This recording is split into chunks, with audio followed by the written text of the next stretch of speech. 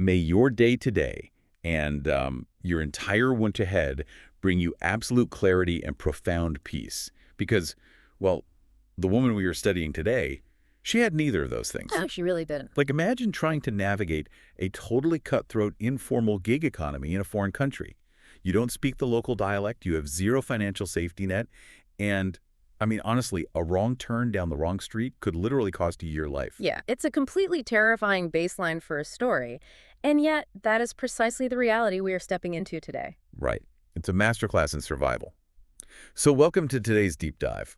We are pulling from a stack of notes and commentary from two highly regarded study resources, the Holman and the NAA study texts. And we're focusing their magnifying glasses on a single pivotal chapter of ancient literature, which is Ruth, chapter 2. Exactly. Our mission for this deep dive is to sort of mine this text to understand how seemingly invisible moments of loyalty or, intentional workplace culture and quiet generosity can completely rewrite someone's future. Because the broader context makes those moments of generosity even more striking, The ancient Near East was not a forgiving place for the vulnerable. No, definitely not. So to set the stage for you, we have Naomi, who is an older widow, and her daughter-in-law, Ruth. Right, and Ruth is a Moabite. Yes, an immigrant and a foreigner in Israel, and they are both utterly destitute. In this deeply patriarchal agrarian society, lacking a husband or sons didn't just mean you were, poor. No, it meant you were socially and economically erased. Exactly erased. You had no mechanism to generate wealth. So, facing literal starvation, Ruth takes the initiative to just go find food. And her survival strategy relies on this very specific, legally mandated welfare system that was actually built into the ancient agricultural codes. Yeah, the commentary refers to this system as gleaning. Right. And from my reading of the notes, this functioned almost like an ancient form of universal basic income, but one that required serious sweat equity. A whole lot of sweat equity. Basically, the ancient laws in Leviticus and Deuteronomy legally forbade landowners from harvesting the margins of their fields. Which is wild to think about from a business perspective. It is. They essentially mandated agricultural inefficiency. If a harvester dropped a bundle of grain, they were legally barred from picking it up. It's brilliant when you analyze it economically, though. I mean, it wasn't a direct handout. Right, which could strip a person of their agency or dignity. Yeah, instead it sort of decentralized the welfare system. Yeah. The poor, the immigrants, the widows, they could survive, but they had to perform the grueling manual labor of walking the fields, bending down, and gathering those discarded scraps themselves. It required the wealthy to leave resources on the table, and it required the vulnerable to work for their sustenance. But, the reality of that system seems incredibly precarious to me. Oh, absolutely. Like, a landowner might technically leave the edges of the field unharvested to satisfy the letter of the law, but that doesn't mean they created a safe environment for the people coming to gather it. Not at all. I mean, imagine a vulnerable foreign woman walking onto a busy agricultural site full of men doing hard physical labor. She is at the absolute mercy of whoever owns that land. Yeah, the threat of physical violence or exploitation was ever present. These fields were often on the outskirts of town, far from any legal oversight. Which makes a specific phrase the narrator uses incredibly potent. The study notes highlight that, from Ruth's perspective, she just happened to end up in a field belonging to a man named Boaz. Right. The text literally translates to saying it fell to her by chance or by lot. Like, she wanders out, turns left instead of right, and just finds herself on this specific property. But the narrator is utilizing heavy dramatic irony there. Humanly speaking, from her ground-level point of view, it's pure blind luck. Right, she doesn't have a map of family properties or, a Yelp directory of safe workplaces. Exactly. But the theological consensus in both the Holman and the NAA commentary argues that this text fundamentally rejects the concept of coincidence. Yeah, the notes frame this as divine providence-like, the hidden architecture of the everyday. I love that phrase. Right. The idea is that what looks like a random lucky choice on a Tuesday morning is actually a hidden design moving quietly in the background of a completely mundane workday. The narrative really suggests that the overarching cosmic plan relies on these micro-decisions. Ruth's desperate search for a meal intersects with the vast machinery of history. Completely unbeknownst to her at that moment. Entirely unbeknownst to her. And the nature of that intersection becomes super clear when the boss shows up. Yes, enter Boaz. Right, so the commentary describes Boaz as a man of significant wealth and power. And I have to say, in most ancient texts, and frankly in much of modern history too, Agrarian landowners with immense wealth built their empires through ruthlessness. Oh, yeah. Stratified societies naturally bred that kind of exploitation. Exactly. We typically expect to see warlords or tyrants who view their labor force purely as overhead to be minimized. The power imbalance was so severe that a landowner could operate as a totally untouchable autocrat within his own territory. Yet Boaz totally subverts that expectation the moment he arrives from town. He walks up to his workers, the people doing the back-breaking manual labor in the hot sun, and greets them with, "The Lord be with you." And they reply, "The Lord bless you." I mean, he isn't barking orders or demanding a status report on the yield. No, and the implications of that greeting go far beyond common courtesy. The commentary emphasizes that this establishes the workplace culture Boaz has cultivated. He's setting the tone. Exactly. He is consciously acknowledging a higher moral authority right there in the dirt of his barley fields. Yeah. He isn't keeping his faith quarantined to religious festivals. He's actually applying it to his labor relations. The notes suggest this greeting acknowledges a divine presence among the workers themselves, which totally shifts the power dynamic. It really does. If the owner believes a higher power is watching how the lowest laborers are treated, the entire corporate culture changes. It creates a protective umbrella over the whole operation. So when Boaz spots an unfamiliar woman in his field and learns she is a Moabite, his subsequent actions make complete sense within that culture he's built. Right. He immediately steps in to offer her legal and physical protection. He explicitly commands his young men not to touch her or harass her. He tells Ruth to stay in his fields alongside his female workers. And he even invites her to drink from the water jars his men have drawn. Which is huge. Yeah, that detail really stuck out to me.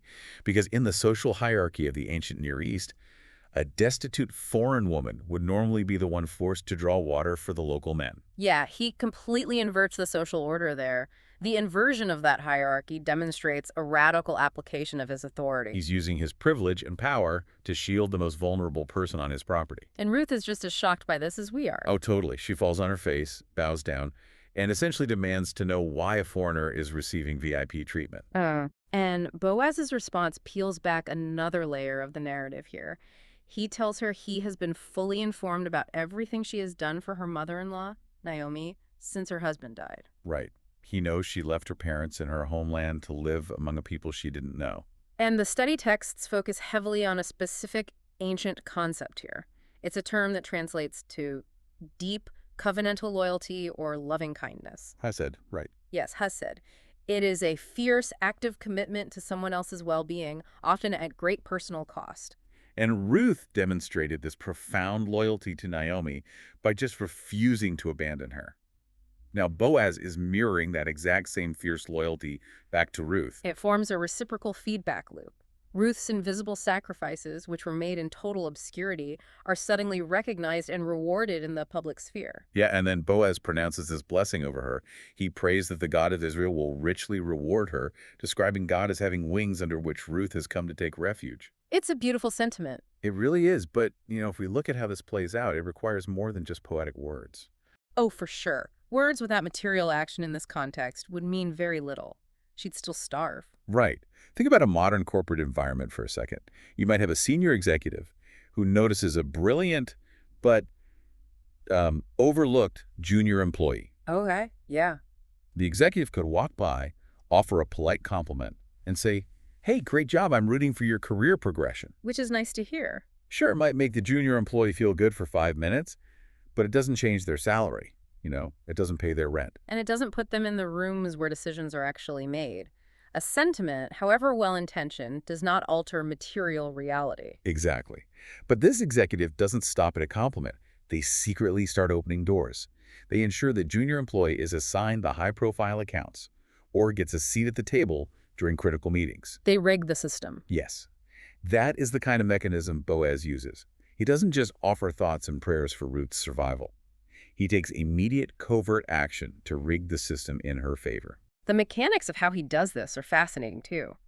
According to the notes, Boaz discreetly orders his workers to intentionally pull prime stalks of grain from the bundles they have already harvested and drop them directly in her path. He tells them to leave it for her to gather without embarrassing her. Which allows her to keep her dignity. Yeah, she's still working, still gathering the grain with her own 2 hands, but he has essentially created a shadow economy within his own field, where she is the sole beneficiary. It's incredible. He prays that she finds protection and provision under divine wings, and then he immediately steps up to become the physical extension of those wings. He becomes the mechanism of his own prayer. Exactly. It's a profound theological statement wrapped in a very practical agricultural directive. He bridges the gap between spiritual ideals and economic reality. And the economic reality of that rigged system is staggering. I mean, when the workday ends, Ruth sits down to thresh the grain like, beating the stalks to separate the edible barley. And the study texts do the mathematical conversion for us here. Yeah, they do. She threshes out an amount called an ephah. That equates to roughly 15 kilograms, or about 33 pounds of grain. To contextualize that for you, a standard day's wage of regular gleaning might yield a fraction of that amount. Gathering 15 kilos of premium grain from dropped scraps in a single day is a statistical impossibility. It's insane. Imagine enduring a grueling 10-hour shift of manual labor in the blistering heat. Your back is aching, your hands are raw, and instead of taking home a meager day's pay, You find yourself hoisting a massive, heavy sack of grain. yeah, like premium dog food. You know those giant 30-plus pound bags you struggle to heave into the trunk of your car? Oh yeah, those are terribly heavy. Imagine carrying that weight home on your shoulders.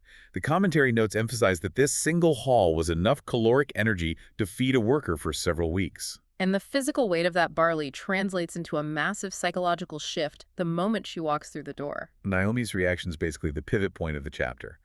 Because up until this afternoon, Naomi has been drowning in bitterness. She felt entirely abandoned. Yeah, she had even told her community to stop calling her by her given name, which meant pleasant, and to call her a name that meant bitter, because she really believed she had been targeted for absolute ruin.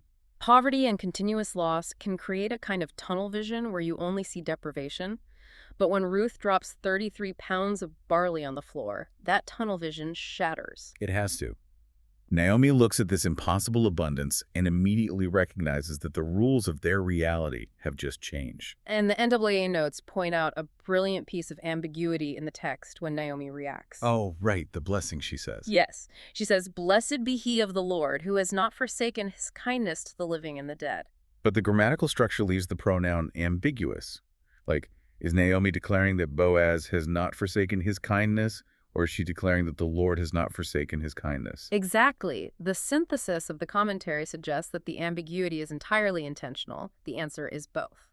Naomi's hope in the divine is instantly restored because she sees it made tangible through the overwhelming generosity of a human being. The spiritual and the physical are completely fused in that 15-kilo sack of grain. I love that.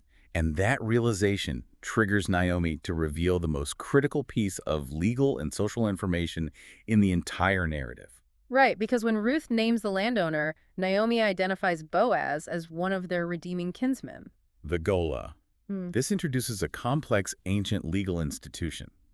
Based on the notes, the kinsman redeemer functions somewhat like a corporate poison pill in modern finance. A corporate poison pill, that's a highly effective way to understand it. Yeah, like a mechanism designed strictly to keep assets in-house and protect a family's holdings from being absorbed by outsiders during a crisis. Right. In ancient agrarian Israel, land was not just real estate, It was your family's divine inheritance. So if a family fell into severe debt and had to sell off their ancestral land, or worse, sell themselves into indentured servitude, the system required a safety net. And that's where the kinsman redeemer comes in. A wealthy, close male relative had the legal right and really the social obligation to step in. They could pay off the debts, buy back the land, or even marry a childless widow to ensure the deceased relative's family line continued. They were the ultimate legal protector. But here is the crucial distinction the commentary makes, and I think it changes how we view Boaz's character entirely. The law of the kinsman redeemer was a mechanism for catastrophic intervention. Yes. Boaz had absolutely no legal obligation under that specific law to feed Ruth or protect her in his fields on that random Tuesday.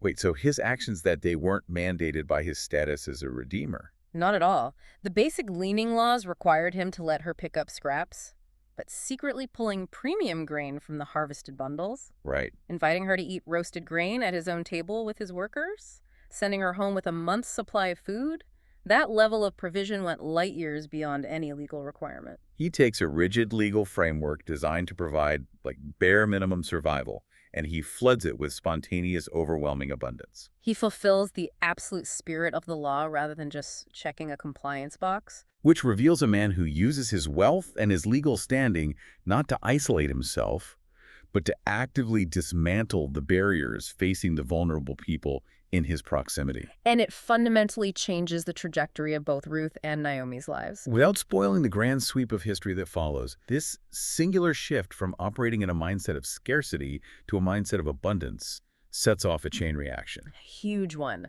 It eventually weaves this destitute foreign widow into a lineage of kings. It stands as a profound testament to the compounding nature of intentional workplace culture and everyday decisions. It really does. As we step back and look at the whole picture, the journey we have tracked today is incredible.